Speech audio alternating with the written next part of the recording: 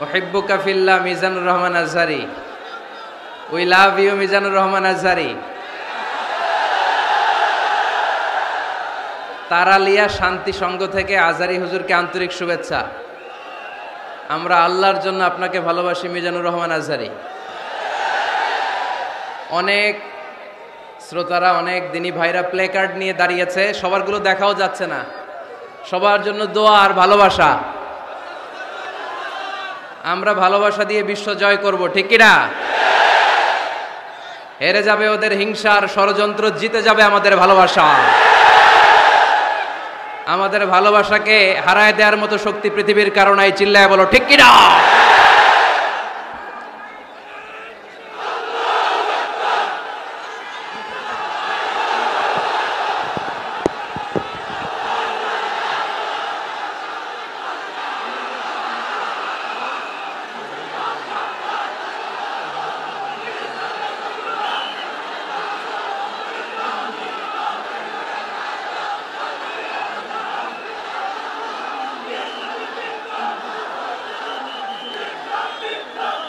মাশাআল্লাহ, মাশাআল্লাহ। তাওহীদি জনতা এখন অনেক সচেতন। কোরআন প্রেমী তাওহীদি জনতা কোরআন আর সুন্নাহ এই দুইটাই বুঝে, এই দুইটা ছাড়া কিচ্ছু বোঝে না। এই জন্য কোরআন আছে যেখানে আমরা আছি, সুন্নাহ আছে যেখানে আমরা আছি, ইসলাম আছে যেখানে আমরা আছি। এই গণজোয়ার, এটা কোরআনের পক্ষের গণজোয়ার। এই গণজোয়ার, এটা ইসলামের পক্ষের গণজোয়ার, ঠিক কিনা? আজকে এই ময়দান থেকে বিরিয়ানির প্যাকেট দেয়া হবে?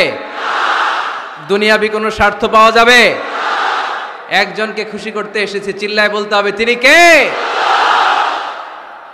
এজন্য গণজোয়ার আটকানো যায় না। আপনারা বানের পানি যখন ছুটতে শুরু করে দেখছেন আপনারা? ওইটারে আটকানো যায়? আটকাইতে গেলে পানি খালি বাড়তে থাকে, ফুলে ফেপে উপরে উঠতে থাকে। এক সময় যারা বাদ দিতে আসে এদেরকে সব ভেঙে মেসাকার করে দেয়। আমাদের এই পবিত্র মঞ্চগুলো থেকে কোরআনের পক্ষে কথা হয়। এই পবিত্র মঞ্চগুলো থেকে আমার নবীর শানের ব্যাপারে কথা হয়। এই পবিত্র মঞ্চগুলো থেকে ইসলামের পক্ষে কথা হয়। আমরা যেন সবসময় কোরআনের পক্ষে থাকতে পারি। আল্লাহ তুমি তৌফিক দাও। আজকের মাহফিলটাকে আল্লাহ তুমি আমাদের নাজাতের ওসিলা বানাও। আওয়াজ করে উত্তর দেন, সকল প্রশংসার মালিককে, সকল ক্ষমতার উৎসকে। কেউ যেটা পারে না পারে কে, কেউ যেটা দেখে না দেখে কে, কেউ যেটা শোনে না শোনে কে, সে আল্লাহর জন্য আওয়াজ করে আমরা পড়বো আলহামদুলিল্লাহ। সবাই পড়েন, রব্বানা লাকাল হামদ হামদান কাসীরান তাইয়িবান মুবারাকান ফীহি ইয়া রাব্বি লাকাল হামদু কামা ইয়ানবাগি লিজালালি ওয়াজহিকা ওয়া আযীমি সুলতানিকা লাকাল হামদু বিল ঈমান লাকাল হামদু বিল ইসলাম লাকাল হামদু বিল কুরআন। আমরা প্রশংসা করলাম কার? সব সময় প্রশংসা করব কার? আমরা যেন মনিবের, আমার রব্বে করিমের, আল্লাহ রব্বুল ইজ্জা ওয়াল জালালের প্রশংসা যেন বেশি বেশি করতে পারে। আল্লাহ তুমি তৌফিক দাও। আরো জোরে পড়েন আমিন। উত্তর কাশিমপুর মডেল দাখিল মাদ্রাসার উদ্যোগে আজকের এই বিশাল তাফসিরুল কোরআনের মাহফিল। মাদ্রাসাটা কোন দিকে? এই পাশেই। সময় সকাল 10টা থেকে দিয়ে রাখছেন, এদেরকে তো কষ্ট দিচ্ছেন আপনারা।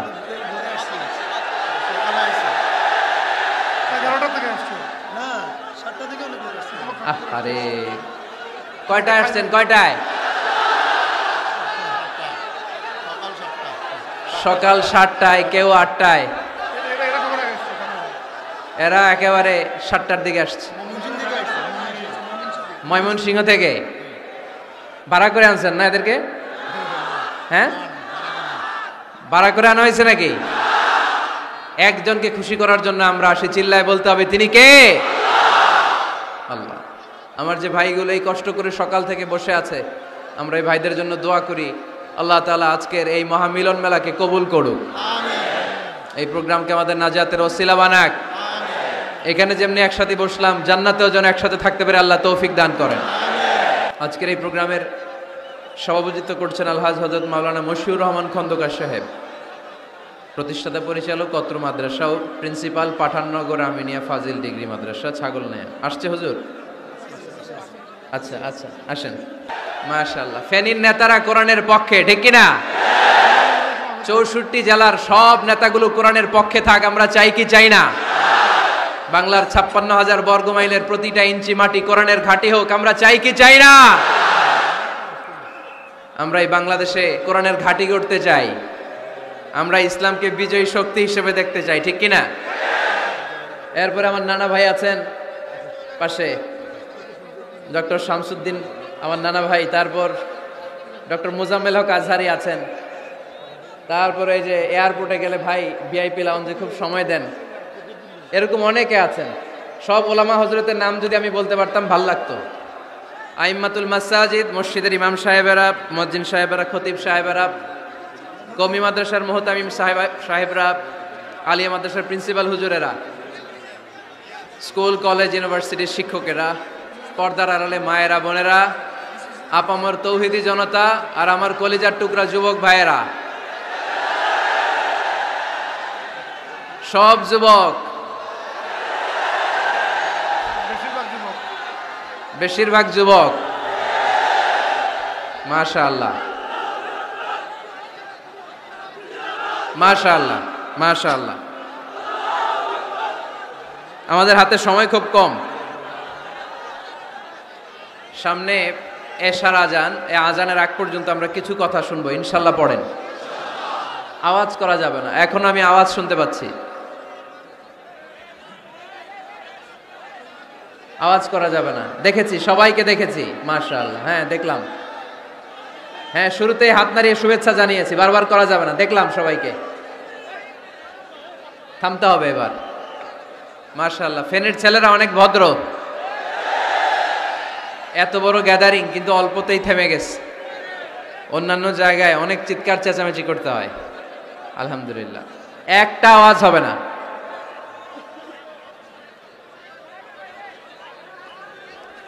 আমি বলেছি একটা আওয়াজ হবে না। ওই যে আমি একটা আওয়াজ হবে না বলছি, ওরা দুইটা আওয়াজ করতেছে। আওয়াজ করবেন না, না, নো সাউন্ড। আজকে আমরা সূরাতুল হুজরাত থেকে কথা শুনবো। কোন সূরা থেকে? হুজরাত। সবাই বলেন হুজরাত। হুজরাত শব্দটা হুজরা শব্দের প্লুরাল, অর্থ হচ্ছে কামরা। মসজিদে ইমাম সাহেবের হুজরা আছে না নাই? ইমাম সাহেবের কামরা আছে না? আছে। তো আল্লাহ রাসূল সাল্লাল্লাহু আলাইহি সাল্লামের এরকম হুজরাখানা ছিল। এট এ টাইমে আল্লাহর হাবিব সাল্লাল্লাহু আলাইহি ইসলামের 9টা হুজরাখানা ছিল, যেখানে 9 জন বিবি বসবাস করতেন। কিছু বেদুইন লোকজন এসে কেমন করে বিশ্বনবী সাল্লাল্লাহু আলাইহি ইসলামের সাথে আচরণ করতে হবে এটা জানতো না। তাদের মধ্যে সভ্যতা ভব্যতার ছোঁয়া স্পর্শ লাগেনি। পরে আমরা নিজেরা নিজেদেরকে যেমনে ডাকি, তারাও এসে বিশ্বনবীকে এভাবে ডাকা শুরু করলো। কারো নাম যদি হয় আব্দুল্লাহ, আব্দুল্লাহর বন্ধু তারা ডাকবে এই আব্দুল্লাহ। কারো নাম যদি হয় করিম, তার বন্ধুটা ডাকে এই করিম। কারো নাম যদি হয় আবু বকর, তার বন্ধুটা ডাকে এই আবু বকর। কিন্তু বিশ্বনবী সাল্লাল্লাহু আলাইহি ইসলামকে কি এই মুহাম্মদ এভাবে ডাকা যাবে? না, ডাকা যাবে না। যদিও তিনি মানুষ, কিন্তু অসাধারণ মানুষ। যদিও তিনি নবী, তিনি মহানবী, তিনি সব নবীদের নবী, ঠিক কিনা? As a father, as a teacher, as a commander, as a law giver, as a law maker, Muhammad is the superman of the world. সুবহানাল্লাহ পড়েন। আমার নবীর চাইতে শ্রেষ্ঠ কোনো মানুষ গোটা বিশ্বে দ্বিতীয়টা হতে পারে না। আমার নবীর চাইতে the most trust worthy personality, বিশ্বস্ত মানুষ এই পৃথিবীতে হতে পারে না। সে কোন বন্ধু বলো বড় বিশ্বস্ত, সে কোন বন্ধু বলো বেশি বিশ্বস্ত, কার কাছে মন খুলে দেয়া যায়, কার কাছে প্রাণ খুলে দেয়া যায়, হওয়া যায় অতি আশ্বস্ত। তার নাম আহমদ বড় বিশ্বস্ত। সুবহানাল্লাহ পড়েন। আল্লাহ শিখাতে চাইলেন, এই বেদুইন লোকেরা সাবধান, যাকে তোমরা ডাকছো তিনি সাধারণ মানুষ নন। তাকে ইয়া মুহাম্মদ উখরুজ ইলাইনা, এই মুহাম্মদ, এই ঘর থেকে বের হয়ে আসো, এমন করে বেয়াদবের মতো ডাকা যাবে। বিশ্বনবী সাল্লাল্লাহু আলাইহি ওয়াসাল্লামকে ডাকতে হবে ইয়া নবী আল্লাহ, ওনাকে ডাকতে হবে ইয়া রাসূল আল্লাহ, ওনাকে ডাকতে হবে ইয়া হাবিব আল্লাহ। ঠিক কিনা? শিষ্টাচার শিক্ষা দিলেন। আল্লাহ বুঝাতে চাইলেন, তোমরা যদি অপেক্ষা করতে অনেক ভালো হতো। ওয়ালাউ আন্নাহুম সাবারু হাত্তা তাখরুজা ইলাইহিম লাকানা খায়রাল লাহুম। আল্লাহর হাবিব সাল্লাল্লাহু আলাইহি ওয়াসাল্লাম দুপুরের খাবার খেয়ে গড়াগড়ি করছিলেন। আল কাইলুলা, টসিং এন্ড টার্নিং, এপাশ ওপাশ করা। শীতকালে দুপুরের খাবার খেয়ে বিছানায় শুইলে আরাম আছে না নাই? এটাকে কাইলুলা বলে। আল্লাহর হাবিব সাল্লাল্লাহু আলাইহি ওয়াসাল্লাম যখন কাইলুলা করছিল, ঠিক তখন লোকগুলো ডাকতে আরম্ভ করলো, ইয়া মুহাম্মদ উখরুজ ইলাইনা, হে মুহাম্মদ আসো।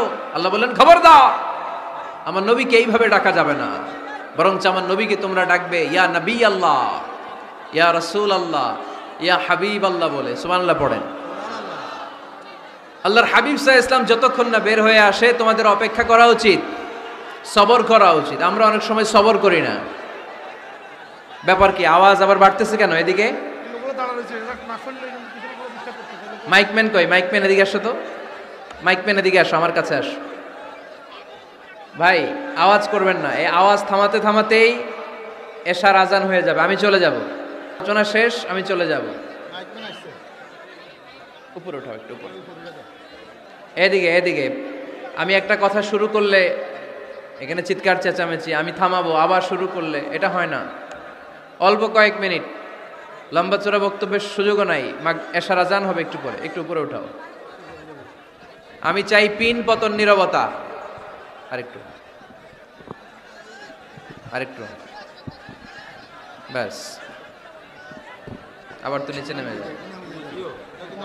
আওয়াজ করো না, আওয়াজ করো না ভাই, আওয়াজ করো না।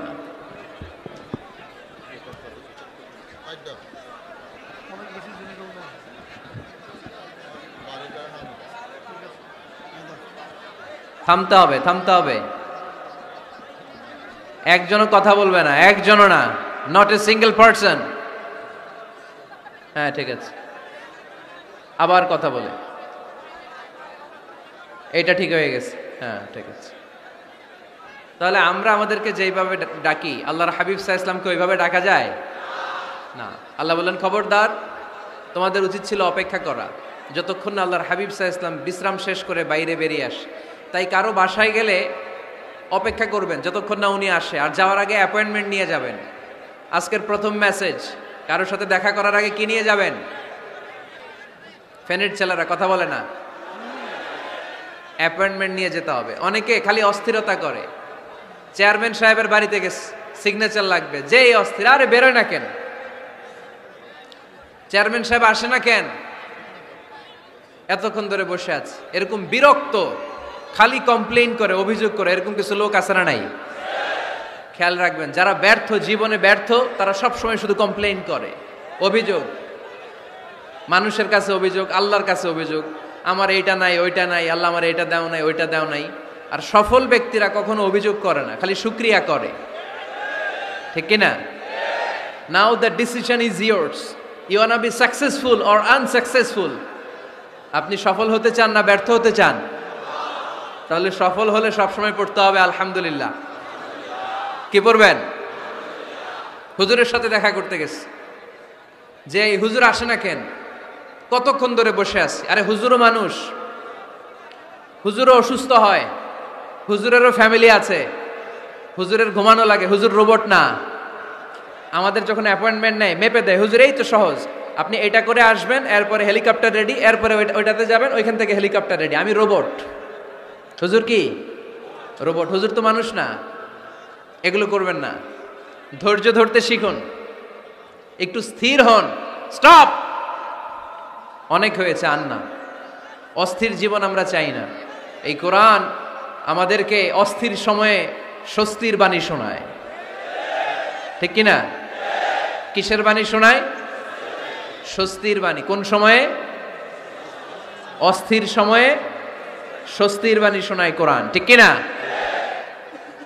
এজন্য আজকের প্রথম মেসেজ হচ্ছে, কারো বাসায় গেলে পারমিশন নিতে হবে।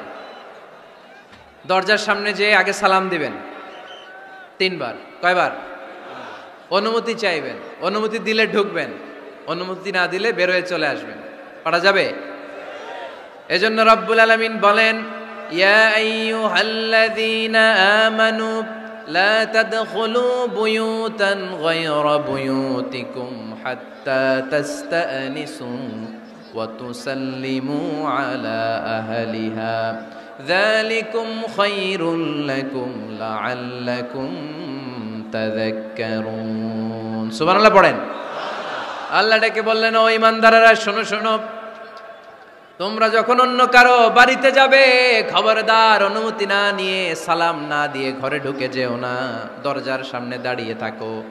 দরজার সামনে দাঁড়িয়ে দাঁড়িয়ে 3 বার অনুমতি চাও, তারপরে সালাম দাও। অনুমতি দিলে ঢুকবা, নচেত চলে যাবা, ঠিক কিনা? এই আইনটা কার? ফেনীবাসী কি আইনটা মনে রাখতে পারবে? কারো বাসায় যাওয়ার আগে অ্যাপয়েন্টমেন্ট নিয়ে যাব, আর যে হুট করে দরজার ভিতরে ঢুকে যাব না, অপেক্ষা করব। You have to wait. তিনি আসতে বললে এরপরে ঢুকবো, মনে থাকবে? কারো ঘরে অনুমতি না নিয়ে ঢুকা কবিরা গুনাহ। কি গুনাহ? আমরা এগুলোর ইসলাম মনে করি না। আমরা ম্যানার জানি না, আমরা সোশ্যাল নর্মস জানি না। আমরা মনে করি নামাজ, রোজা, হজ, যাকাত, জিকির এগুলাই ইসলাম, ঠিক কিনা? ধরাবাঁধা ইসলাম হিন্দু ধর্মের মতো গদবাঁধা কোনো ধর্ম নয়। আমাদের মসজিদ এটা গির্জা, প্যাগোডা, সিনাগগ আর গুরুদ্বারার মতো যে কোনো ইবাদতগাহ নয়। আমাদের মসজিদগুলো আমাদের সামাজিক ঐক্যের কেন্দ্রবিন্দু। আমাদের ইসলাম হচ্ছে আমাদের জীবন চালানোর মেথোডোলজি। কেমন করে এই লাইফটা সুন্দর হবে, স্মুথ হবে, তার সব নির্দেশনা কোরআনের ভেতরে আছে না নাই? এজন্য বিশ্বনবী বললেন, খবরদার কারো ঘরে যাওয়ার আগে সালাম দাও, পাশাপাশি অনুমতি চাও। এক সাহাবী দাঁড়িয়ে বললেন, ইয়া রাসূলুল্লাহ, ইয়া হাবিবাল্লাহ, আমার ঘরে আমরা কেবল 2 জন থাকি, 2টা ঘর। এক ঘরে থাকে আমার আম্মা, আরেক ঘরে থাকে আমি। আফাস্তাদিনু আলা উম্মি, আমি কি আমার মায়ের ঘরে ঢোকার আগে অনুমতি নেওয়া লাগবে নাকি? নবী, হে, 2টা রুম আমার ঘরে, এক রুমে আমি, আরেক রুমে আমার মা। আফাস্তাদিনু আলা উম্মি, আমার মায়ের ঘরে যাওয়ার আগে অনুমতি নেওয়া লাগবে? আনা খাদিমুহা, আমি তো তার খেদমত করি, মায়ের ঘরে যাইতে অনুমতি লাগবে? বিশ্বনবী বললেন, নাআম ইস্তাযিন আলাইহা, হ্যাঁ অবশ্যই মায়ের ঘরে ঢোকার আগে অনুমতি নিয়ে ঢুকবা। সুবহানাল্লাহ পড়বেন না? সাহাবী বললেন, ইয়া রাসূলুল্লাহ, তিনি তো আমার মা, অনুমতি লাগবে কেন? বিশ্বনবী বললেন, আতুহিব্বু আন তারাহা উরিয়ানাতান, ও সাহাবী, তুমি কি তোমার মাকে উলঙ্গ দেখতে পছন্দ করো নাকি? সাহাবী বললেন, না, কশিন কালেও নয়, আমি কখনো আমার মারে উলঙ্গ অবস্থায় দেখতে পছন্দ করব না। বিশ্বনবী বললেন, তাহলে অবশ্যই অনুমতি নিয়ে ঢুকবা। যদি মারে উলঙ্গ দেখতে মনে না চায় তাহলে ঢুকবা, কারণ ঘরের ভিতরে কে কখন কোন পরিস্থিতিতে থাকে তার কোনো হিসাব আছে? এজন্য সালাম দিবেন, নক করবেন, অনুমতি চাইবেন, তখন নিজেকে নিজে ভিতরে যারা আছে, মহিলা হোক পুরুষ হোক, সামলে নিবে, গুছিয়ে নিবে, তারপরে আপনাকে ঢুকার ব্যবস্থা করে দিবে, ঠিক কিনা? তাহলে মায়ের ঘরে ঢুকতে হলে যদি অনুমতি লাগে, তাহলে বোনের ঘরে ঢোকার আগে অনুমতির দরকার আছে না নাই? আমার পাশের ঘর হচ্ছে আমার ভাইয়ের ঘর, ভাইয়ের ঘরে ঢোকার আগে অনুমতির দরকার আছে না নাই? কাজিন, চাচাতো বোন, খালাতো বোন, চাচাতো ভাই, খালাতো ভাই, পাশের ঘরের ভাবি, পাশের বাড়ির মানুষ, এদের ঘরে ঢোকার আগে অনুমতির প্রয়োজন আছে না নাই? খবরদার, খবরদার, এটা কবিরা গুনাহ। This is my first message to the people of Feni tonight. আজ রাতে ফেনীবাসীদের কাছে আমার প্রথম মেসেজ হচ্ছে, কারো ঘরে যাওয়ার আগে অ্যাপয়েন্টমেন্ট নিয়ে যাব, কখন তার সাথে দেখা করব, আগে অ্যাপয়েন্টমেন্ট নিয়ে যাব, তারপরে যে দরজার বাইরে দাঁড়িয়ে পারমিশন চাইবো, মানে অনুমতি নিব, তারপরে সালাম দিব, এরপরে ঘরে ঢুকবো। পারা যাবে? ইনশাল্লাহ পড়তে পারবেন না আওয়াজ করে? আজকে আলোচনার বিষয় হচ্ছে সূরাতুল হুজুরাত। সূরার নাম কি? হুজুরাত। এটা মাদানী সূরা। কি সূরা? এটা কোরআনের 49 নম্বর সূরা। কত নম্বর সূরা? এই সূরায় মোট আয়াত আছে 18টি। কয়টি? এবার আমি প্রশ্ন করব, উত্তর দেন। এই সূরায় মোট আয়াত সংখ্যা কয়টি? 18টি। এটি কোরআনের কততম সূরা? 49তম সূরা। আর সূরাটা মাক্কি সূরা। কি সূরা? মাদানী সূরা। এই সূরাটাকে বলা হয় সামাজিক রীতিনীতির সূরা। সোশ্যাল নর্মস শেখানো হয়েছে এই সূরায়। কেমন করে সমাজের শান্তি শৃঙ্খলার ভারসাম্য অক্ষুণ্ণ থাকবে সে ব্যাপারে এই সূরাতে আল্লাহ তাআলা কিছু দিক নির্দেশনা দিয়েছেন। আমাদের সমাজের ভারসাম্য ঠিক নাই, শান্তি নাই, সুশৃঙ্খলা নাই, শুধু মারামারি, জিঘাংসা, কিলাকিলি, হিংসা, বিদ্বেষ, বিশৃঙ্খলা। এই হিংসা, বিদ্বেষ, বিশৃঙ্খলা, মারামারির বিপরীতে সমাজের সাম্য, ভ্রাতৃত্ব, ভালোবাসা, সুশৃঙ্খলা আর ভারসাম্য কিভাবে অক্ষুণ্ণ রাখা যায় সেজন্য আল্লাহ তাআলা এই সূরার ভেতরে 10টা গাইডলাইন দিয়েছেন। কয়টা?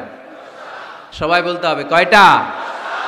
10টা। প্রথম গাইডলাইন হচ্ছে আল্লাহ তাআলা বলছেন, খবরদার যারা বিশ্বাসী বলে নিজেদেরকে দাবি করো, আল্লাহ আল্লাহর রাসূলের নিয়মের বা আইনের উপর দিয়ে টপকে যেও না।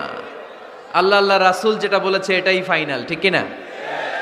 রব্বুল আলামিন বলেন, ইয়া আইয়ুহাল্লাযীনা আমানু লা তুকদ্দিমু বাইনা ইয়াদাইল্লাহি ওয়া রাসূলিহি ওয়াত্তাকুল্লাহ ইন্নাল্লাহা সামিউন আলীম। পড়েন সুবহানাল্লাহ।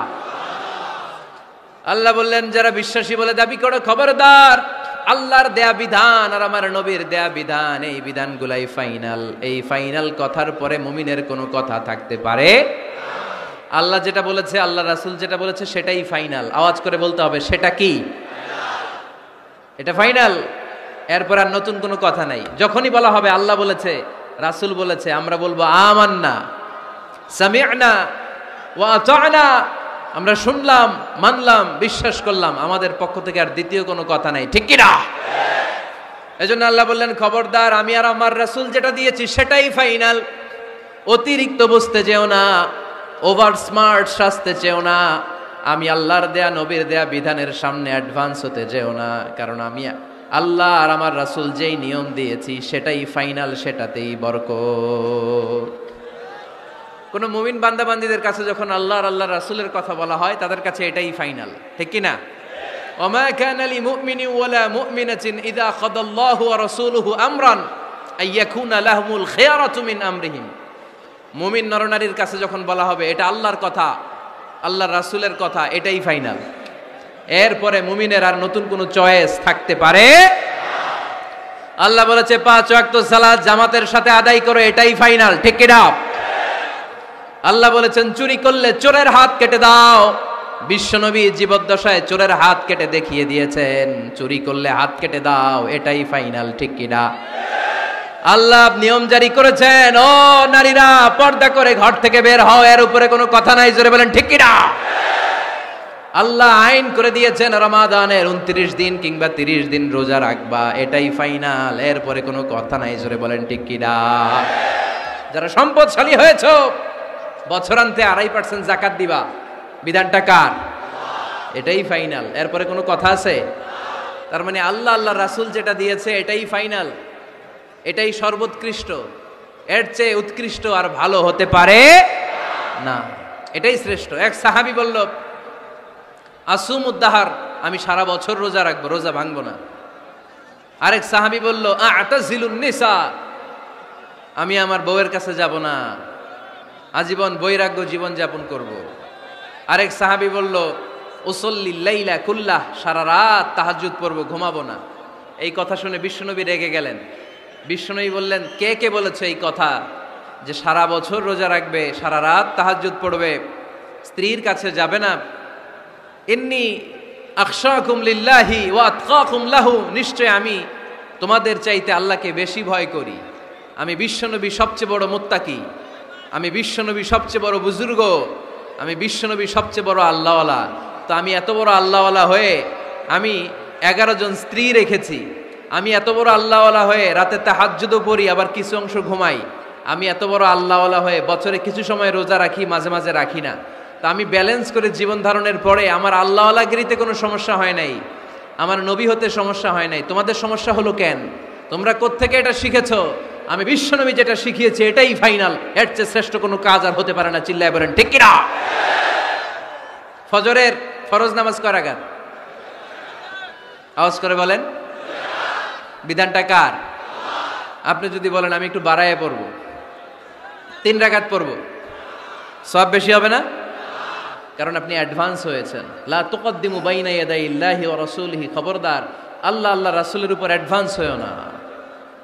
রমাদানের রোজা 30টা, আপনি যদি বলেন 35টা রাখবো, ফেনীর ভাইয়েরা রমজানের পরে আরো 5টা যদি একাধারে রাখেন, রমজান মনে করে আল্লাহ কবুল করবে? কবুল করবে?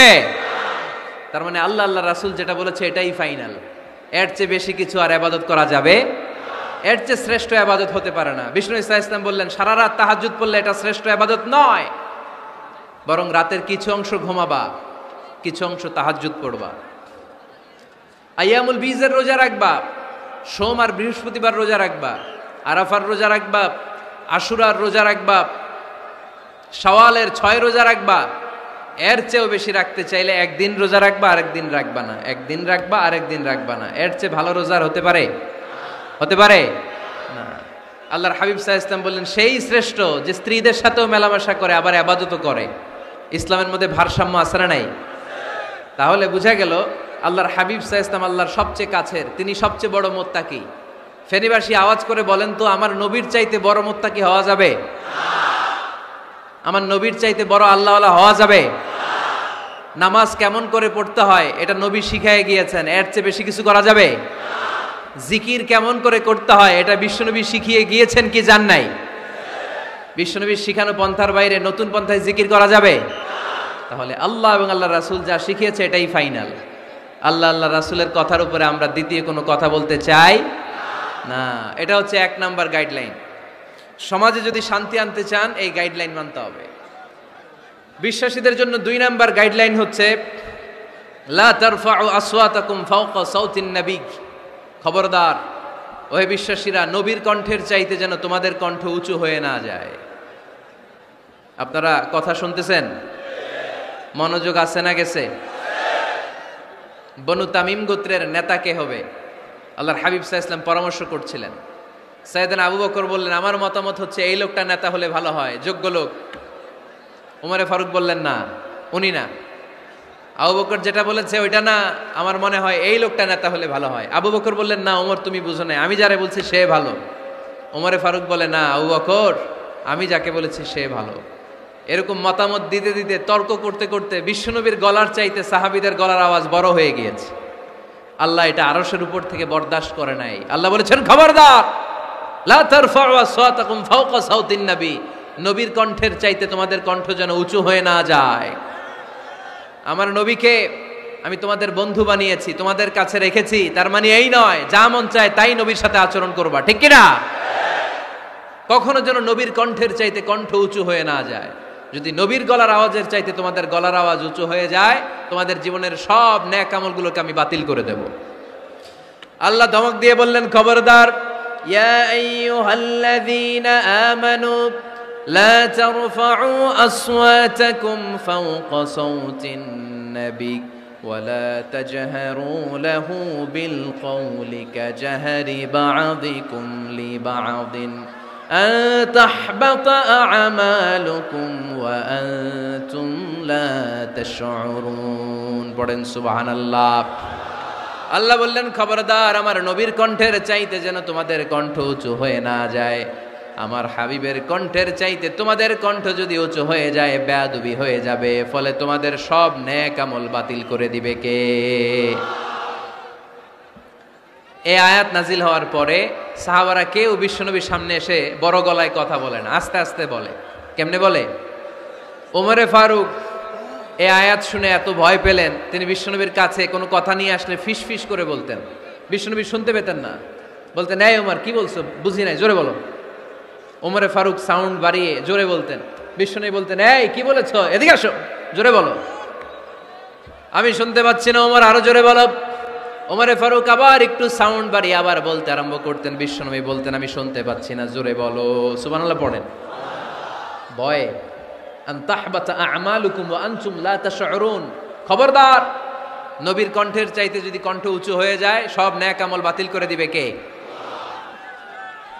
আপনারা যারা হজ উমরা করেছেন, হজ আর উমরা করতে পেরেছেন কারা কারা দেখি? মাশাআল্লাহ। যারা করতে পারি নাই আমরা, আমাদেরকেও যেন আল্লাহ তাআলা তৌফিক দান করে, আমরা পড়ি আমিন। আমরা যেন কাবার চারপাশে তাওয়াফ করতে পারি, সাফা মারওয়ায় যেন সাই করতে পারি, আল্লাহর হাবিব সাল্লাল্লাহু আলাইহি ওয়াসাল্লামের কবরের সামনে দাঁড়িয়ে যেন আমরা সালাতু সালাম পাঠ করতে পারি। আওয়াজ করে পড়তে হবে আমিন। বিশ্বনবী সাল্লাল্লাহু আলাইহি ওয়াসাল্লামের কবরের উপরে এই আয়াতটা লেখা, যে আয়াত নিয়ে আমি এখন আপনাদের সামনে আলোচনা করছি। লা তারফাউ আসওয়াতাকুম ফাওকা সাওতিন নবী। দেখছেন না হাজী সাহেবরা, দেখে আসছেন না?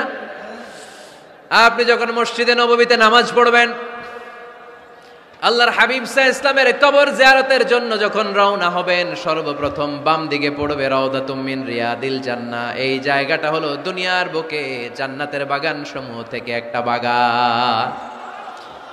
আপনি হাঁটতে থাকবেন, হাঁটতে হাঁটতে রাউজাতুম মিন রিয়াদিল জান্নাহ পার হওয়ার পরে বাম দিকে পড়বে বিশ্বনবীর কবর। বিশ্বনবীর কবরের সামনে দাঁড়িয়ে কোনো উম্মত সহ্য করতে পারে নাকি?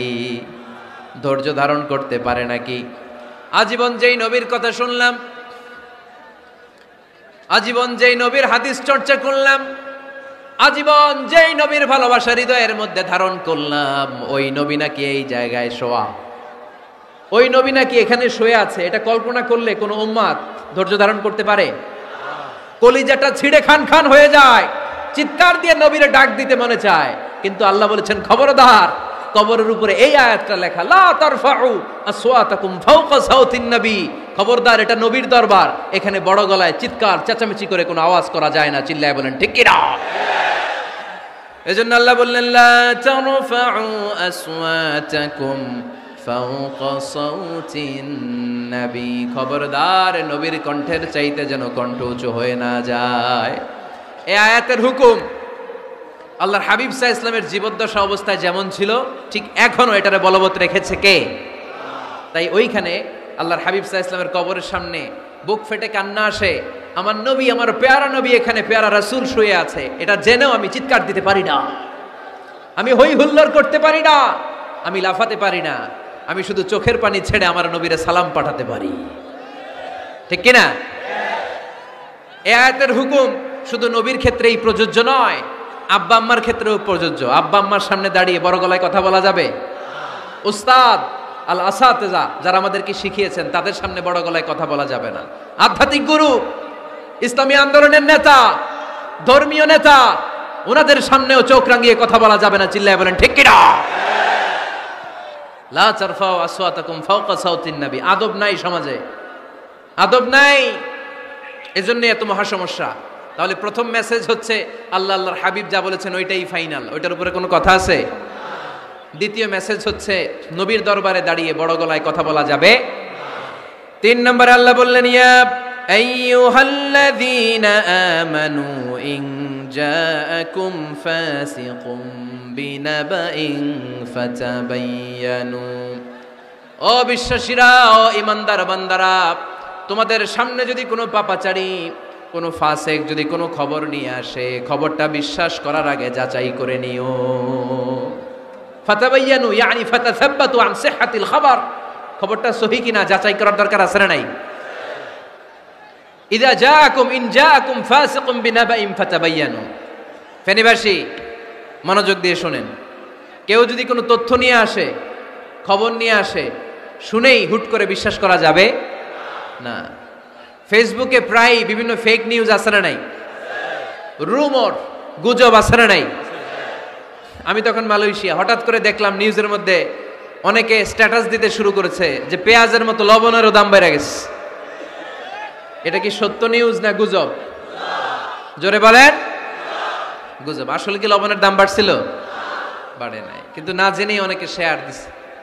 এই জন্য ফেসবুকে কোনো নিউজ যদি আপনি দেখতে পান, শুনতে পান, verify, justify the news whether it's true or wrong. Check, make a cross check and double check regarding the authenticity of the report. এই রিপোর্টটা সঠিক কিনা ভেরিফাই করবেন আগে, তারপরে শেয়ার মারবেন। অনেকে আছে সিলে কান নিয়ে গেছে, শুই না সিলের পিছনে দৌড়। আগে কি সিলের পিছনে দৌড়াবেন নাকি কানে হাত দিবেন? নিউজ একটা দেখলেই শেয়ার দেয়া যাবে? কি করবেন? যাচাই করবেন। You have to cross check, you have to justify the news, you have to verify the news. আমরা প্রায় নিউজ একটা দেখলেই শেয়ার দেই। হয়তো একটা ভুল নিউজ আপনি শেয়ার দিয়েছেন, এই ভুল নিউজের কারণে পুরো সমাজের মধ্যে গোলমাল, এর দায়ভার আপনার কাঁধেই বর্তাবে। আওয়াজ করে বলেন ঠিক কিনা? এই ভুয়া নিউজগুলোতে আমাদের খুব আগ্রহ। ফেসবুক নিজের মন মতো ব্যবহার করা যাবে না। প্রায় ফেসবুকে অনেক রুমর পাবেন, গুজব, অনেক স্ক্যান্ডাল। অমুক নেতার গোপন ভিডিও ফাঁস। তো অমুক নেতার গোপন ভিডিও ফাঁস, তোর কি হয়েছে? তোর সমস্যা কি? ওইটা তোর শেয়ার দেয়া লাগবে কেন? চিল্লায় বলেন ঠিক কিনা? মানুষের দোষ আমরা গোপন করতে পারি না। মান সাতারা মুসলিমান সাতারাহুল্লাহু ফিদ দুনিয়া ওয়াল আখিরা। যে অন্যের দোষ দেখে গোপন রাখে, তার দোষগুলো গোপন রাখবে কে? ওমান কাশাফা মুসলিমান কাশাফাহুল্লাহু ফিদ দুনিয়া ওয়াল আখিরা। যে অন্যের গোপন বিষয় প্রকাশ করে দেয়, ওর গোমরও কিয়ামতের ময়দানে ফাঁস করে দিবে কে? আপনি 10 জনের সামনে অন্যের গোপন বিষয় ফাঁস করবেন, আল্লাহ লাখো মানুষের সামনে আপনার ল্যাংটা করে ছেড়ে দিবে। লক্ষ মানুষের সামনে আপনার গোমর ফাঁস করে দিবে। এজন্য খবরদার, অন্যের পিছনে লেগে থাকেন না, অন্যের দোষ খুঁজেন না, দোষ খুঁজবেন নিজের। ইন জাআকুম ফাসিকুম বিনাবাইন ফাতাবায়ানু। মুমিন কোনো তথ্য, কোনো সংবাদ, কোনো রিপোর্ট কিংবা নিউজ শুনলেই বিশ্বাস করে না। মুমিন আগে এটাকে যাচাই করে, বাছাই করে, জাস্টিফাই করে, ভেরিফাই করে, তারপরে সে বিশ্বাস করে। ঠিক কিনা? আল্লাহর হাবিব সাল্লাল্লাহু আলাইহি ওয়াসাল্লাম বনুল মুস্তালাকের যুদ্ধে জয়লাভ করলেন। হারিস ইবনে মিরার বনুল মুস্তালাকের নেতা। শুনতেছেন আপনারা? কষ্ট হচ্ছে? আচ্ছা। হারিস ইবনে মিরার বললেন, ইয়া রাসূলুল্লাহ, আমরা ইসলাম ধর্ম গ্রহণ করলাম, কি কি নিয়ম মানতে হবে? আল্লাহর হাবিব সাল্লাল্লাহু আলাইহি ওয়াসাল্লাম বললেন, সালাত পড়বে, যাকাত দিবে। উনি বললেন, তাহলে যাকাত নেন। আল্লাহর হাবিব বললেন, না, এই তো মাত্র কালিমা পড়ে মুসলমান হলে, হালানিল হাউল, 1 বছর অতিক্রান্ত হওয়ার পরে যাকাত দিবে। আল্লাহর হাবিব সাল্লাল্লাহু আলাইহি ওয়াসাল্লাম মদিনায় ফিরে আসলেন। 1 বছর পর আল ওয়ালিদ ইবনে উকবাহ রাদিয়াল্লাহু তাআলা আনহুকে পাঠালেন, যাও বনুল মুস্তালাকের 1 বছর পূর্ণ হয়েছে, যাকাতের সম্পদ নিয়ে আস। এইদিকে হারিস ইবনে মিরার যাকাতের সম্পদ নিয়ে, সৈন্যবাহিনী নিয়ে, নবীর দূত আসবে যাকাত কালেকশনের জন্য, ওনার জন্য মেহমানদারিতে কোনো ঘাটতি না হয়, ওয়েল রিসিপশন দেওয়ার জন্য এলাকা থেকে বের হয়ে মরুভূমির সামনে দলবল নিয়ে দাঁড়িয়ে। ওয়ালিদ ইবনে উকবা যখন যাকাতের সম্পদ কালেক্ট করার জন্য বনুল মুস্তালাকের ওদিকে যেতে শুরু করেছে, এলাকায় ঢোকার আগেই দেখে বনুল মুস্তালাকের লোকেরা ঘোড়সাওয়ার বাহিনী দাঁড়ায় আছে। এই দৃশ্য দেখে ওয়ালিদ ইবনে উকবা মনে করেছে বনুল মুস্তালিক মনে হয় তাকে হত্যা করার জন্য দাঁড়িয়ে রয়েছে। আসলে কি হত্যার জন্য দাঁড়ায় আছে?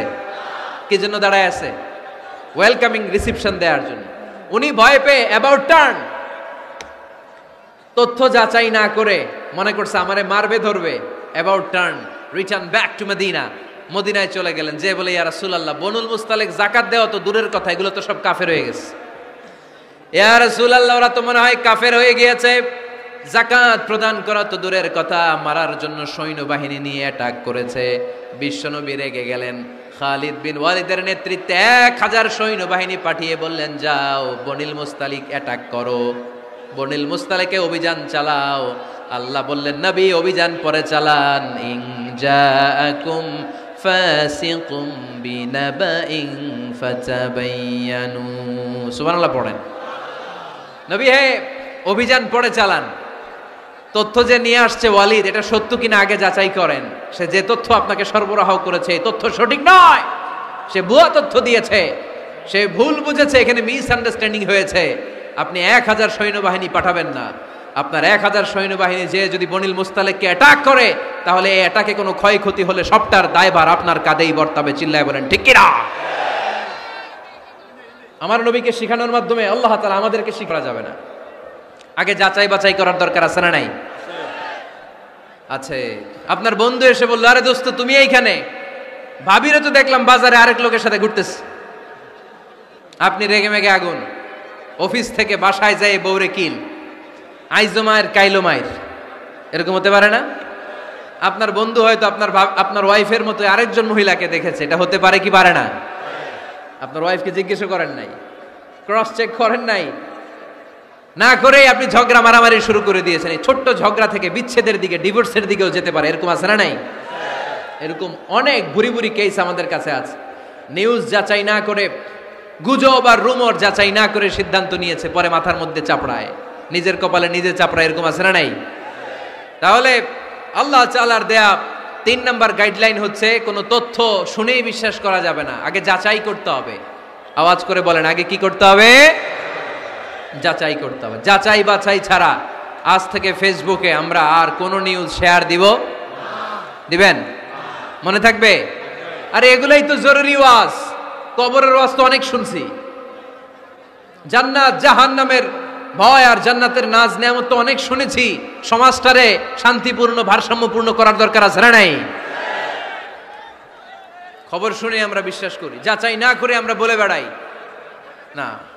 যাচাই না করে, নিশ্চিত না হয়ে আজ থেকে কোনো নিউজ আমরা ফেসবুকে শেয়ার দিব না। 4 নম্বরে আল্লাহ বললেন,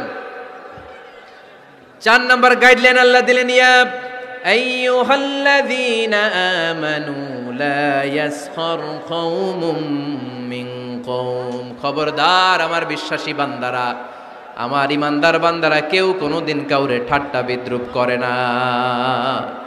সুবহানাল্লাহ পড়েন। মুমিন বান্দা কাউকে ঠাট্টা করতে পারে? বিদ্রুপ করতে পারে না। আমাদের জিহ্বা আছে বলে আমরা যা ইচ্ছা তাই বলতে পারি? কথা বলেন না কেন? আমাদের কান আছে বলে কান দিয়ে আমরা যা মনে চাই তাই শুনতে পারি? যেন কানে শুনি সদা তোমার কালাম, এ খোদা চোখে যেন দেখি শুধু কোরআনের আয়াত। শোনো আমার মুনাজাত, শোনো শোনো ইয়া ইলাহি আমার মুনাজাত, শোনো আমার মুনাজাত। সবাই আওয়াজ করে পড়েন আমিন। লা ইয়াসখার কওমুন মিন কওম। মুমিন বান্দা কখনো অন্য কাউকে ঠাট্টা করবে না। আমার কোনো ভাই মনে কষ্ট পায়, এরকম কোনো ঠাট্টা বিদ্রুপ, খোঁচা মেরে, পোক মেরে কথা বলা যাবে না। এটা তার চেহারা নিয়ে না, তার পেশা নিয়ে না, তার বংশ নিয়ে না, তার পরিবার নিয়ে না। তার বাবা চুরি করেছে, আমি কি বলতে পারবো তুই চোরের ঘরের চোর? বলে কি বলে না? কেউ একটু মোটা হইলে কয় তুই মোটুর ঘরের মোটু, চোখে কম দেখলে কে তুই কানার ঘরের কানা। আছে না নাই? না না, স্টপ, থামেন, অনেক হয়েছে, আর না, এগুলো বলা যাবে না। কারো আকৃতি নিয়ে খোটা দেয়া, ঠাট্টা করা, এটা স্বয়ং আল্লাহর সাথে ঠাট্টা করার শামিল, ঠিক কিনা? কারো নাক যদি ছোট হয়, এরে কয় বোচা, তোর নাক বোচা। ফেনীতে আপনারা কি বলেন? হ্যাঁ, তো এই যে যার নাক বোচা হয়েছে, ও কি নিজে বানাইছে? যার নাক খাড়া, এটা বানাইছে কে? যে কালো, বানাইছে কে? সাদা শুভ্র, বানাইছে কে? তার মানে কারো আকৃতি নিয়ে যদি আপনি ঠাট্টা করেন, স্বয়ং আল্লাহর সাথে ঠাট্টা করলেন। কারণ কেউ কারো চেহারা বানানোর দায়িত্ব পায় নাই। মাতৃ গর্ভে থাকতেই আমাদের চেহারার আকৃতিগুলো দান করেছে কে? হুয়াল্লাযী ইউসাউইরুকুম ফিল আরহামি কাইফা ইয়াশা লা ইলাহা ইল্লা হুয়াল আজিজুল হাকীম। তিনি এমন সত্তা, তোমরা যখন তোমাদের মায়ের পেটের ভেতরে ছোট্ট একটা ভ্রূণ কণা ছিলা, তখনই তোমাদের চেহারার আকৃতি দিয়েছে কে? মায়ের পেটে থাকতেই কে ছেলে হবে, কে মেয়ে হবে, কে সুশ্রী হবে, কে শ্যামলা হবে, কার নাক লম্বা হবে, কারটা খাটো হবে, এগুলো ফিক্স করে রেখেছে কে? এজন্য কখনো কারো চেহারা, কারো আকৃতি নিয়ে ঠাট্টা বিদ্রুপ করা যাবে না। কারণ এই চেহারা আমরা বানাই নাই, বানাইছে কে? প্রত্যেককে যদি আল্লাহ তাআলা প্রত্যেকের নিজের চেহারা ডিজাইন দেওয়ার সুযোগ দিত, তাহলে আমরা আমাদের চেহারা কি এরকম বানাইতাম? কি করতাম? আপনাকে যদি আপনার চেহারা তৈরি করার ডিজাইন আল্লাহ দিত, যে তুমি যেমন মনে চাই নিজের চেহারাটার ডিজাইন দাও, কেমন বানাতেন নিজেকে? কথা বলেন, কয়েকজন বলেন না? হ্যাঁ, সবচাইতে সুন্দর, সবচাইতে সুন্দর করে আমি আমার অবয়বটাকে তৈরি করতাম। কোন নারীকে যদি তার চেহারার ডিজাইন তৈরি করার সুযোগ আল্লাহ দিতেন, সে নারী তাকে বিশ্ব সুন্দরী করে তৈরি করত। ঠিক কিনা? এটা আল্লাহ আমাদেরকে দেয় নাই, এটা আল্লাহ তাআলা নিজ হাতে রেখেছে, নিজে করেছে। তাই কারো আকৃতি নিয়ে ব্যঙ্গ করলে স্বয়ং আল্লাহর সাথে ব্যঙ্গ করার শামিল। চিল্লায় বলেন ঠিক কিনা? সাইয়েদনা ইবনে মাসউদ রাদিয়াল্লাহু তাআলা আনহুর পায়ের নলা ছিল চিকন। হাদিসে এসেছে দাকিকুস সাকাইন, ওনার পা দুইটা ছিল চিকন খেজুর পাড়ার জন্য। ইবনে মাসউদ রাদিয়াল্লাহু তাআলা আনহু যখন খেজুর গাছে উঠলেন, সাহাবারা সাইয়েদনা ইবনে মাসউদের পা দেখে হাসাহাসি শুরু করে দিল। বিশ্বনবী বললেন, খবরদার খবরদার, ইবনে মাসউদের চিকন পা দেখে তোমরা হেসো না। ইবনে মাসউদের চিকন পা দেখে তোমরা হাসো।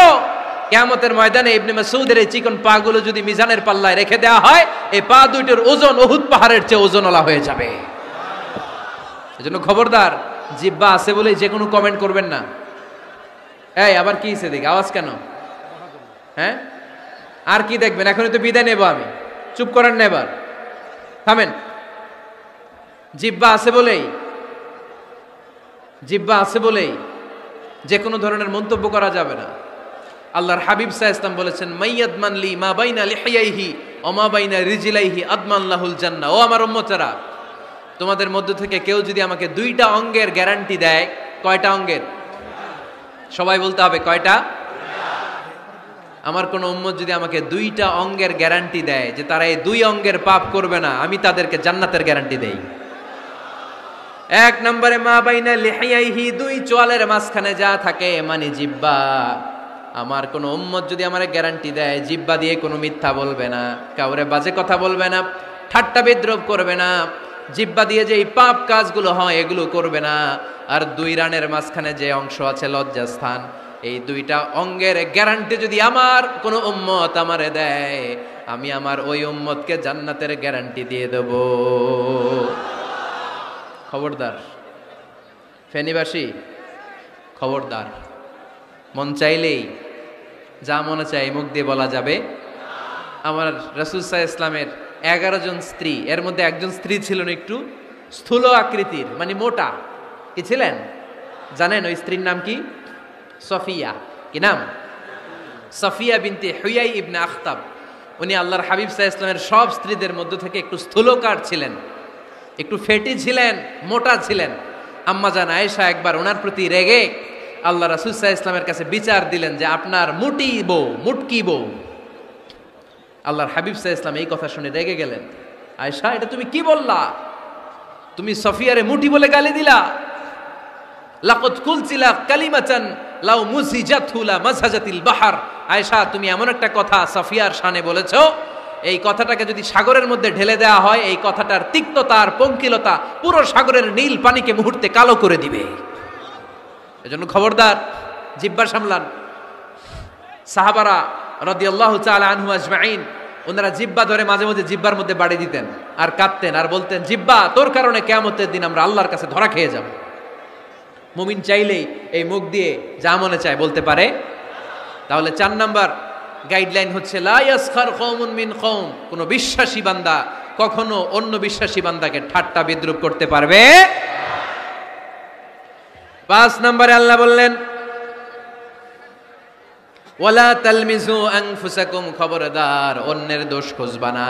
ও আমার বিশ্বাসী বান্দারা, নিজের দোষ খোঁজো, অন্যের দোষ খোঁজো না। দেখেন সমাজটারে শান্তিপূর্ণ বানানোর জন্য আল্লাহর পক্ষ থেকে কি সুন্দর মোরাল এন্ড এথিক্যাল ইনস্ট্রাকশনস, কি চমৎকার গাইডলাইন। অন্যকে ঠাট্টা করো না। ওয়ালা তালমিজু আনফুসাকুম, নেভার ডিফেম ইচ আদার, একে অপরের দোষ খোঁজো না, নিজের দোষ খোঁজো। কার দোষ খুঁজবেন? আরো জোরে বলতে হবে, কার দোষ খুঁজবেন? অন্যের দোষ খোঁজা যাবে? কিছু লোক আছে দেখবেন সারা দিন চায়ের দোকানে বসে, এই বাড়িতে এই সমস্যা, ওই বাড়িতে এই সমস্যা, ওই বাড়িতে এই সমস্যা, তোর বাড়িতে কি সমস্যা? কিছু লোক আছে কিছু লোক আছে এই হুজুরের এইটা খারাপ, এই হুজুরের ওইটা ভালো না, এইটা খারাপ, এইটা সমস্যা, এটা সমস্যা। তোর কি সমস্যা? তোর সমস্যা তুই খুঁজে বের কর, নিজের সমস্যা খুঁজে বের কর। যে নিজে নিজের সমালোচনা করতে পারে সেই সর্বাপেক্ষা বুদ্ধিমান। এজন্য খবরদার আমার কলিজার টুকরা যুবক ভাইয়েরা, কখনো কখনো কাউকে ব্যঙ্গ করে, বিদ্রুপ করে, ছোট করে কোনো মন্তব্য করা যাবে না। কখনো অন্যের দোষ খোঁজা যাবে না। দোষ আমরা খুঁজবো নিজের দোষ, ঠিক কিনা? দোষ আমরা খুঁজবো কার দোষ? চিল্লায় বলতে হবে কার দোষ? নিজের দোষ খুঁজতে হবে। যারা নিচু মনের মানুষ এরা মানুষের দোষ নিয়ে কথা বলে। Small people talk about people, average people talk about things and stories, and great people talk about ideas. যারা নিচু মনের মানুষ এরা মানুষের দোষ নিয়ে কথা বলে। যারা মাঝারি ধরনের মানুষ এরা এলাকার ঘটনা বিভিন্ন বিষয় নিয়ে কথা বলে। আর যারা বড় মনের মানুষ এরা আইডিয়া নিয়ে কথা বলে। তারা তাদের আইডিয়াকে কাজে লাগিয়ে সমাজটারে পাল্টে দিতে চায়। যুগ জামানা পাল্টে দিতে চাই না অনেকজন, এক মানুষই আনতে পারে জাতির জাগরণ।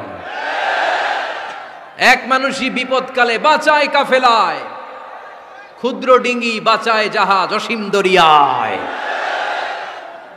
এজন্য নিজেকে শুধরাতে হবে। ওয়ালা তালমিজু আনফুসাকুম, অন্যের দোষ খোঁজো না, নিজের দোষ খোঁজো। তাহলে ফেনীবাসীরা, এই হোক আমাদের স্লোগান, আমরা নিজেদের দোষ খুঁজবো বেশি, অন্য কারো দোষ কখনো খুঁজবো না। আপনি নিজে ঠিক হয়ে যান, দুনিয়া এমনি ঠিক হয়ে যাবে। নিজে ঠিক তো দুনিয়া ঠিক। নিজেকে শুধরান। অন্যের দোষ দেখে তো আমার লাভ নাই।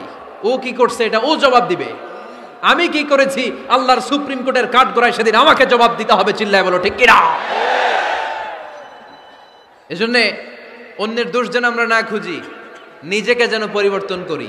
পরিবর্তন করতে রাজি আছি তো সবাই? পরিবর্তনের অগ্রনায়ক হতে রাজি আছি তো সবাই? সিদ্ধান্ত নিতে হবে, শক্ত সিদ্ধান্ত। দাঁড়াতে হবে, সৈনিকের মতো দাঁড়াতে হবে, ঠিক কিনা? আধারে ভয় পেও না, আলো আছে আড়ালে, অন্ধকার পালিয়ে যাবে তুমি উঠে দাঁড়ালে। নিজেকে দাঁড়াতে হবে, নিজের সাথে নিজের শক্ত বোঝাপড়া করতে হবে। অন্যের দোষ খোঁজার সময় আমাদের নাই। চিল্লায় বলো ঠিক কিনা? দোষ খোঁজা যাবে না, নিজের দোষ নিজের আমরা খুঁজবো। বসেন বসেন। কে ঢুকছে এখানে? হ্যাঁ, কারেন্টে শক করছে। সাপ, সাপ আওয়াজ শুনতে আসে।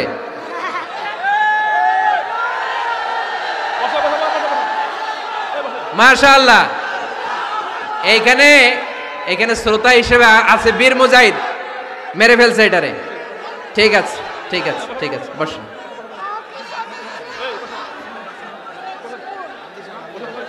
এখনো কথা বাকি, বসেন।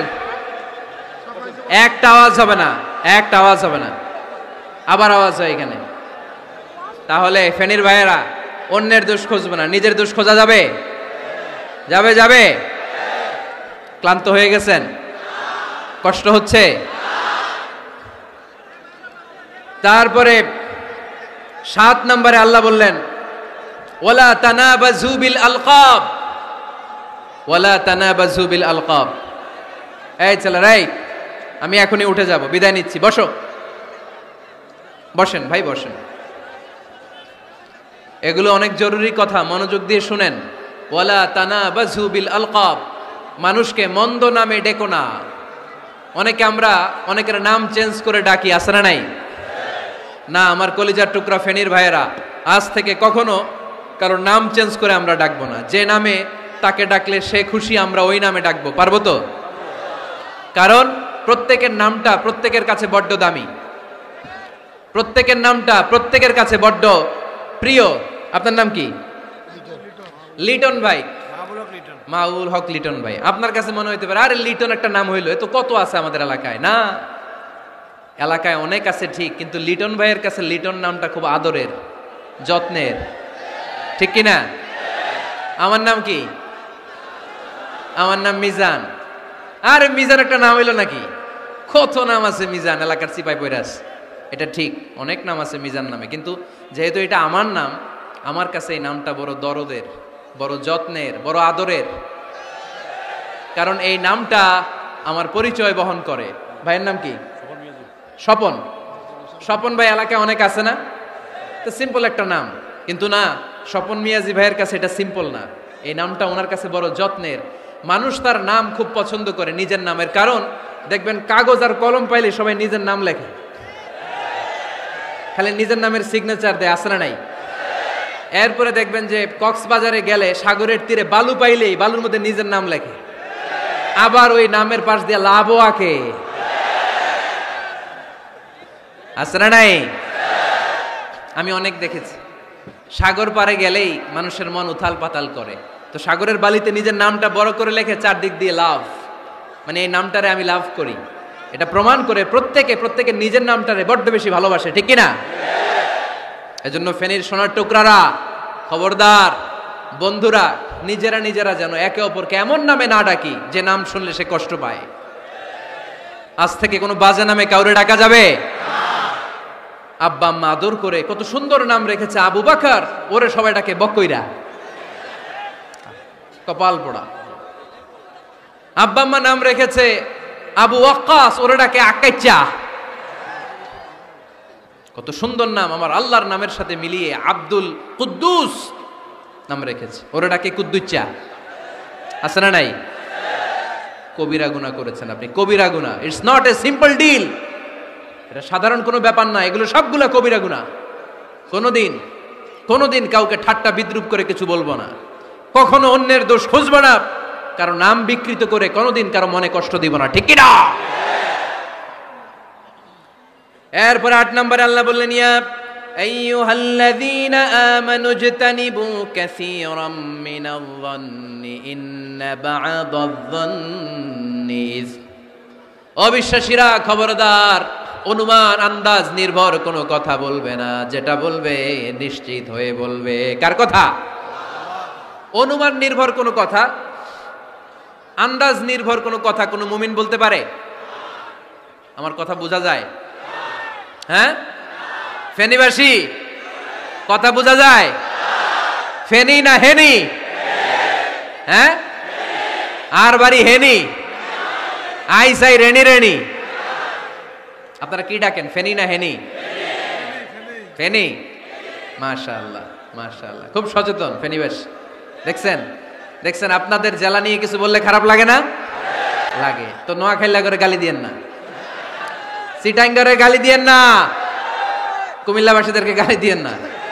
আমার 64 জেলায় সুজলা সুফলা শস্য শ্যামলা, ঠিক কিনা?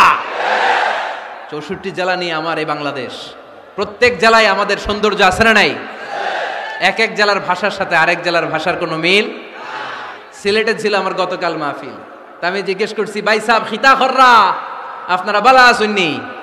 তো মহা খুশি, কারণ ওদের ভাষায় কথা বলেছি, ওরা ওদের ভাষাটারে বড্ড ভালোবাসে। আমরা প্রত্যেকে আমাদের প্রত্যেকের জেলাটারে বড্ড পছন্দ করি, ঠিক কিনা?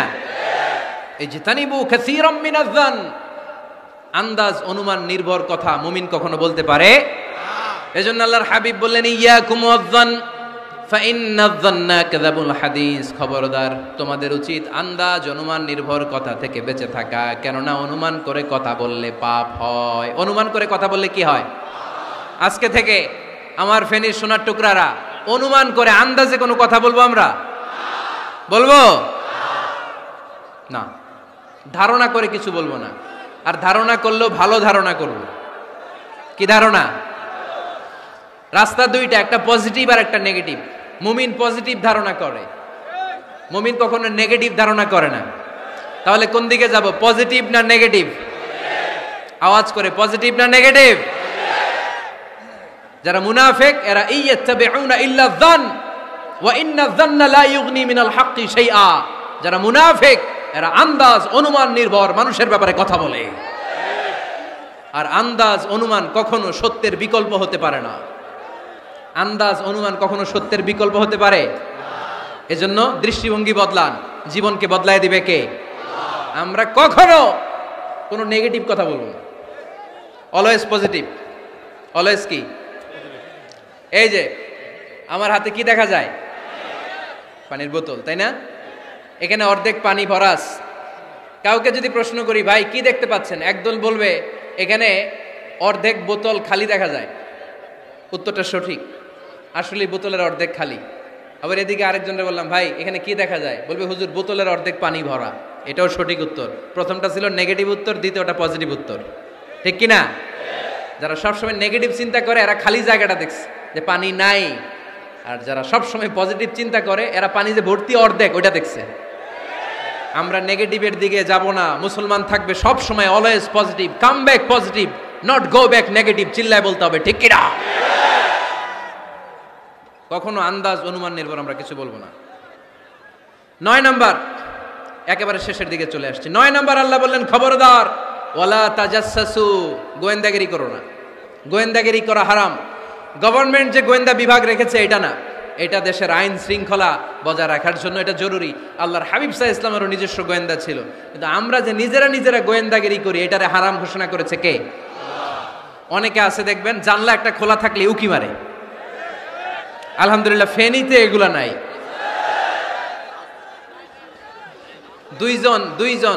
দুইজন ওদিকে কি যেন বলতেছে, উনি আড়ি পেতে কথা শুনে, আছে না নাই? ছিদ্র একটা থাকলে উকি মারে, আছে না নাই? খবরদার, ওয়ালা তাজাসসু, গোয়েন্দাগিরি করো না। কখনো কোনোদিন কারো পারমিশন ছাড়া মোবাইলের গ্যালারি চেক করবেন না। কখনো কারো পারমিশন ছাড়া তার ফেসবুকের মেসেঞ্জারে কে কার সাথে চ্যাটিং করেছে এটা করা যাবে না। কখনো কারো পারমিশন ছাড়া তার মেইলের ইনবক্স খুলে দেখা যাবে না। কখনো কারো পারমিশন ছাড়া কারো ব্যক্তিগত চিঠি পড়া যাবে না। দিস ইজ ইসলাম, এটাই ইসলাম। আমরা ইসলামরে শুধু নামাজ আর রোজা আর জিকির আর এই দাড়ির মধ্যে সীমাবদ্ধ করেছি। প্রত্যেকের একটা প্রাইভেসি আছে না নাই? Everyone has privacy and no one should interfere in his privacy or in her privacy. প্রত্যেকের একটা প্রাইভেসি আছে না নাই? মানুষ ছোট হলেও তার একটা সম্মান আছে না নাই? এজন্য ছোট্ট বাচ্চাদেরকে কখনো প্যান্ট খুলতে বলবেন না। অনেকে বলে আরে ছোট মানুষ খোল, আরে তুই খোল, এই খোল তো, আছে না নাই? ওরও প্রেস্টিজ আছে, ওরও সম্মান আছে। খবরদার, everyone has a personal space and no one should interfere someone's personal space. কারো পার্সোনাল স্পেসে যেন আমরা নাক না গলাই। অনেকের বদ স্বভাব ফ্যামিলি ম্যাটার নিয়ে, প্রাইভেট ম্যাটার নিয়ে কথা বলে। ভাই কি চাকরি করেন, সরকারি না বেসরকারি? সরকারি। বেতন কত? উনার বেতন কত? এটা দিয়ে আপনার কি লাভ? ঠিক কি না? মানুষ একটা দেখলে ভাই বয়স কত, ভাই বেতন কত, ফার্স্ট ইমপ্রেশনে, ফার্স্ট যখন আপনি কারোর সাথে দেখা করবেন বেতন কত, বয়স কত, এগুলো জিজ্ঞেস করা যাবে? কেউ যখন কারো ঘনিষ্ঠ হয়, বন্ধুতে রূপান্তরিত হয়, তখন এই কথাগুলো। কিন্তু শুরুতেই প্রাইভেট ম্যাটার নিয়ে, পার্সোনাল ম্যাটার নিয়ে খোঁচাখুচি করা যাবে। ওয়ালা তাজাসসু, গোয়েন্দাগিরি করো না। গোয়েন্দাগিরি করাকে হারাম ঘোষণা করেছে কে? শেষ কথা বলি, 10 নম্বরে আল্লাহ বললেন, 10 নম্বরে রব্বুল আলামিন বললেন ওয়ালা ইয়াগতাব বা'দুকুম বা'দা আইয়ুহিব্বু আহাদুকুম আইয়াকুলা লাহমা আখিহি মাইতান ফাকারিহতুম। খবরদার, কেউ কারো গীবত করো না। কি করো না? গীবত করো না। এই উঠতেছে কে? বসেন, এখনই কথা শেষ হবে, একসাথে উঠবে। বসেন, আমার দিকে তাকান, আওয়াজ বন্ধ করুন। একে অপরের গীবত করো না। ব্যাক বাইটিং, চুগলখড়ি, আলহামদুলিল্লাহ ফেনীতে এগুলা নাই। চায়ের দোকানে বসে এর কথা ওর কানে, ওর কথা ওর কানে বইলা সমাজে একটা গিরিঙ্গি লাগায়, আছে না নাই? আল্লাহর হাবিব বললেন আতাদরুনা মাল গীবা, গীবত কারে বলে জানো নাকি? সাহাবীরা বললেন আল্লাহু ওয়া রাসূলুহু আ'লামু, আল্লাহ আল্লাহর রাসূল ভালো জানেন। বিশ্বনবী বললেন যিকরুকা আখাকা বিমা ইয়াকরাহু, তোমার কোন ভাইয়ের অনুপস্থিতিতে তার ব্যাপারে এমন কোন কথা বলা যেই কথা শুনলে সে মনে কষ্ট পাবে। গীবত কারে বলে বুঝছেন? আপনার ভাইয়ের অনুপস্থিতিতে আপনার ভাইয়ের ব্যাপারে এমন কোন কথা বললেন যেটা শুনলে সে মনে কষ্ট পাবে। এক সাহাবী বললেন আফারাইতা ইন কানা ফি আখি মা আকুল, নবী আমি আমার ভাইয়ের ব্যাপারে যেটা বলছি এটা যদি সত্যিই হয়, তার মধ্যে যদি আসলেই এই সমস্যা থাকে, তাইলে? আল্লাহর হাবিব বললেন আরে তাইলেই তো গীবত। আর যদি তোমার ভাইয়ের মধ্যে এই দোষ না থাকে বানায় বলো, তাহলে এটা গীবত না, গীবতের চেয়ে ভয়ঙ্কর। ফাকাত বাহাত্তাহু, এটার নাম বহতান আর মিথ্যা অপবাদ। চিল্লায় বলেন ঠিক কিনা? কোন মুমিন গীবত করতে পারে? গীবত করার মৃত ভাইয়ের পচা গোশত খাওয়ার সমান। কোন মুমিন কখনো গীবত করতে পারে? এখন হালাল পন্থায় গীবত চলে আমাদের দেশ। কিভাবে জানেন? কথা শুরু করে এইভাবে, কথা বললে তো গীবত হয়ে যায়, বললে তো গীবত হয়ে যায়, তারপরেও বলি একটু, আছে না নাই? হালাল পন্থায় গীবত কি কমু ভাইজান, বললে তো গীবত হয়ে যায়। হালাল করতেছে এটা, হালাল হালাল হালাল না, বললে যদি গীবত হয়ে যায় তো বলবেন কেন? থামেন। কোন মুমিন কখনো গীবত করতে পারে? মেরাজের রাতে আল্লাহর হাবিব সাল্লাল্লাহু আলাইহি ওয়াসাল্লাম দেখলেন কিছু লোক লাহুম আযফারুন মিন নুহাস, তামার আগুন দিয়ে নখ বানানো, নখর ধারালো, ইয়াখদাশুনা বিহি উজুহাহুম ওয়া সুদুরাহুম, তারা তাদের নখ দিয়ে জাহান্নামে নিজের গালের গোশতগুলো, বুকের গোশতগুলো ছিঁড়ে ছিঁড়ে খাচ্ছে, আর তাদের ব্যথা যন্ত্রণা দেখে পুরো জাহান্নামের অন্য লোকরা থারথার করে কাঁপছে। আল্লাহর হাবিব বললেন, ইয়া জিবরিল মান হুম মান হাউলা, এরা কারা? সাইয়েদনা জিবরিল বললেন, হুম আহলুল গীবাতি মিন উম্মাতিক, এরা আপনার উম্মতের মধ্যে চায়ের দোকানে বসে বসে যারা গীবত করেছিল তারা। এজন্য কোন মুমিন গীবত করতে পারবে না। অন্যের গীবত আমরা করব না, দোষ খুঁজলে নিজের দোষ খুঁজবো। এই 10টা গাইডলাইন এই ফেনী জেলায় যদি কালকে থেকে ইমপ্লিমেন্ট হয়, আপনাদের কি মনে হয় ফেনীর কোনো এলাকাতে, কোনো থানাতে মারামারি, বিশৃঙ্খলা এগুলো থাকবে? থাকবে? সব শেষে আল্লাহ তাআলা আমাদেরকে ঐক্যবদ্ধ হওয়ার কথা বললেন। আল্লাহ 5 বার বিশ্বাসীদেরকে ডাক দিলেন, 6ঠবারে আল্লাহ দুনিয়ার সবাইরে ডাক দিলেন, আস্তিক নাস্তিক হিন্দু বৌদ্ধ এদেরকে ডেকে আল্লাহ শেষ করলেন। শেষ কথা শুনতে মনে চায়? এতক্ষণ আল্লাহ বলছে ইয়া আইয়ুহাল্লাযীনা আমানু, এর মানে কি? ওহে ঈমানদারগণ। এবার আল্লাহ ডাক দিছে ইয়া আইয়ুহান নাস। এবার আল্লাহ কি বলে ডাক দিছে? আওয়াজ করে বলতে হবে, কি বলে? এবার আল্লাহ বললেন, ইয়া আইয়ুহান নাসু ইন্না খালাকনাকুম মিন যাকারিন ওয়া উনসা ওয়া জাআলনাকুম শুউবান ওয়া ক্বাবাইলা লিতাআরাফু ইন্না আকরামাকুম ইনদাল্লাহি আতকাকুম। পড়েন সুবহানাল্লাহ। আল্লাহ ডেকে বললেন, ইন্না খালাকনাকুম মিন যাকারিন ওয়া উনসা, ও বিশ্বাসীরা, এটা বলে ডাকে নাই, ও মানব সকল, নিশ্চয় আমি তোমাদেরকে এক নারী আর এক পুরুষ থেকে তৈরি করেছি। ওই পুরুষের নাম কি? ফেনীবাসী আওয়াজ করে বলেন, আদম আলাইহিস সালাম। আর ওই নারীটার নাম কি? এই 2 জন থেকে গোটা পৃথিবী। তার মানে আসলে আমরা সব এক। আসলে কি? সব এক। নাস্তিকও আমার ভাই, হিন্দুও আমার ভাই, বৌদ্ধ খ্রিস্টানটাও আমার ভাই। ভ্রাতৃত্ব 3 ধরনের। একটা হচ্ছে মায়ের পেটের ভাই, এটাকে আরবিতে বলে আল উখুয়া আন নাসাবিয়্যা, মায়ের পেটের ভাই, উনি আমার মায়ের পেটের ভাই। আরেকটা আছে আল উখুয়া দ্বীনিয়া, দ্বীনি ভাই। এই যে আমরা সবাই এখানে একে অপরের কি ভাই? দ্বীনি ভাই। 3 নম্বরে হচ্ছে আল উখুয়া আল ইনসানিয়া, মানবতার দিক থেকে ভাই। সে দৃষ্টিকোণ থেকে হিন্দু আমার ভাই, বৌদ্ধ আমার ভাই, কারণ সেও মানুষ আমিও মানুষ। আমাদের সবার বাবার নাম কি? কথা কয় না? আদম আলাইহিস সালাম। সবার মায়ের নাম কি? দেখছেন, আমরা সবাই এক, সবাই এক। বিভেদের প্রাচীর আর বৃত্ত আমরা বানিয়েছি। ইসলাম ধর্ম, বর্ণ, জাতীয়তাবাদ এগুলোর বাইরে যে এক বিশাল ব্রড মাইন্ডেড রিলিজিয়ন, যেখানে আলাদা আলাদা বৃত্ত টানে নাই। আমরা ধর্ম, বর্ণ, ভাষা, জাতীয়তা এগুলোকে সামনে এনে আলাদা আলাদা পরিচয়ের বৃত্ত বানিয়েছি। আমরা বানিয়েছি শ্বেতাঙ্গ আর কৃষ্ণাঙ্গের পার্থক্য। আমরা করেছি আরব অনারবের বিভাজন। আমরা করেছি ব্রাহ্মণ আর শূদ্রের জাত প্রথা। ইসলামে কোনো জাত প্রথা নাই, শ্বেতাঙ্গ কৃষ্ণাঙ্গের পার্থক্য নাই, প্রেসিডেন্ট কুলিওয়ালা ঠেলাওয়ালার কোনো পার্থক্য আল্লাহর সামনে নাই। চিল্লায় বলো ঠিক কিনা? যার প্রমাণ, প্রেসিডেন্ট যখন নামাজে দাঁড়ায় তার পাশে রিকশাওয়ালাও নামাজে দাঁড়ায়, তার পাশে শিক্ষকও নামাজে দাঁড়ায়, তার পাশে ব্যবসায়ী ভাই নামাজে দাঁড়ায়, তার পাশে ছোট্ট ছেলেটাও নামাজে দাঁড়ায়। আল্লাহর সামনে গোটা সব বিশ্বের মানুষগুলোরে এক কাতারে দাঁড় করিয়ে দিয়েছে কে? কোনো পার্থক্য নাই। এই পার্থক্য বিভেদের প্রাচীর আমরা ভেঙেছি, এই বিভেদের প্রাচীরকে ভেঙে গুড়িয়ে দিতে হবে।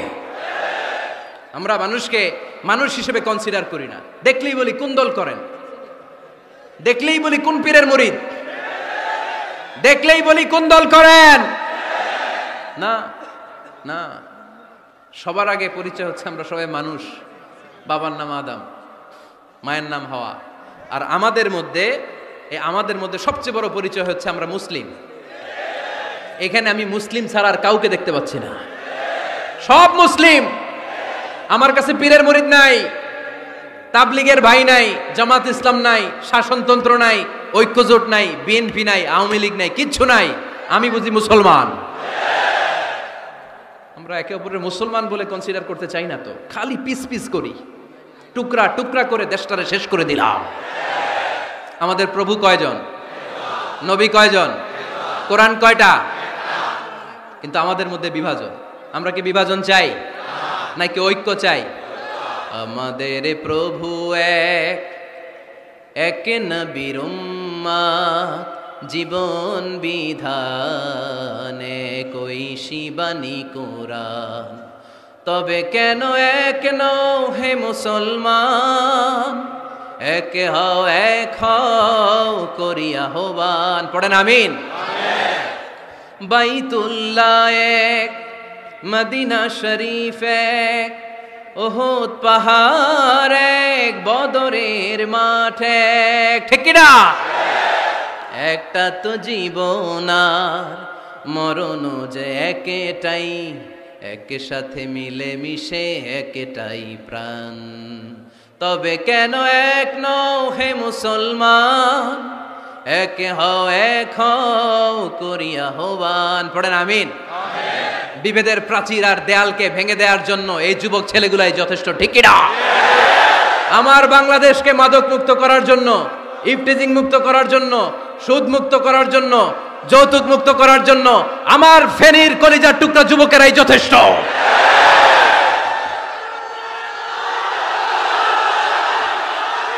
অনেক নারী আছে পিছনে, হাজার হাজার নারী, একদম হিন্দু মুসলমানের অনেক নারী আছে, হাজার হাজার পিছনে, পুরো পুলিশরা সবাই আছে।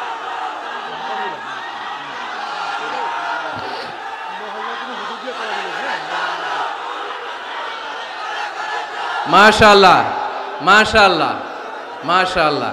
আমরা আসলে বিভেদের প্রাচীর তৈরি করতে চাই না। ঐক্যের কথা শুনলে আমাদের সবচেয়ে বড় পরিচয় মুসলিম, এটা শুনলেই আপনাদের মধ্যে যে উচ্ছ্বাস আর উদ্দীপনা, এটাই প্রমাণ করে ভেদাভেদ কখনো জনগণ চায় না। মুসলিম তৌহিদি জনতার হৃদয়ের ভেতরে ভেদাভেদ নাই, হিংসা নাই, বিদ্বেষ নাই। আমাদের আসল পুঁজি ভালোবাসা। আমাদের আসল পুঁজি কি? এই ভালোবাসা দিয়ে আমরা বিশ্ব জয় করতে চাই। ঠিক কি না? পারা যাবে মুসলমান? আর যে 10টা গাইডলাইন, 10টা মেসেজ আজকে শেয়ার করলাম, এগুলো মানা যাবে তো? অনেক বোনেরা এসেছে, আমার বোনেরা, আমি তো দেখতে পাচ্ছি একেবারে ওই রাস্তা পর্যন্ত, এইদিকে অনেক পেছন পর্যন্ত, এদিকে অনেক ভাইরা। বিশাল জনসমুদ্রের আজকের এই আয়োজন, স্কুল মাঠ পুরোটাতে মহিলারা বসেছে। নারীদের জন্য একটাই কথা, 5 ওয়াক্ত সালাত জামাতের সাথে পড়বেন, রমাদানের রোজা রাখবেন, নিজের লজ্জাস্থানের হেফাজত করবেন, স্বামীর আনুগত্য করবেন। এই 4টা কাজ কোনো নারী করলে ওই নারীর জন্য 8টা জান্নাতের দরজা খুলে দিবে কে? আমাদের বোনগুলোকে আল্লাহ তুমি কবুল করো। আমার কলিজার টুকরা ফেনীর যুবক ছেলেদেরকে আল্লাহ তুমি সাইয়েদনা উমরে ফারুকের মতো কবুল করো, সাইয়েদনা হামজার মতো তুমি কবুল করো, খাব্বাব খুবাইবের মতো ইসলামের বীর সেনানী হিসেবে কবুল করে নাও। আজকের প্রোগ্রামের জন্য যারা কষ্ট করেছে আল্লাহ তুমি এই প্রোগ্রামটারে আমাদের নাজাতের ওসিলা বানাও। আপনারা সবাই ভালো থাকবেন, সুস্থ থাকবেন, সুন্দর থাকবেন। ঐক্যের আহ্বান জানিয়ে এখানেই শেষ করছি। সংক্ষিপ্ত দোয়া হবে, একসাথে দোয়া করে বিদায়।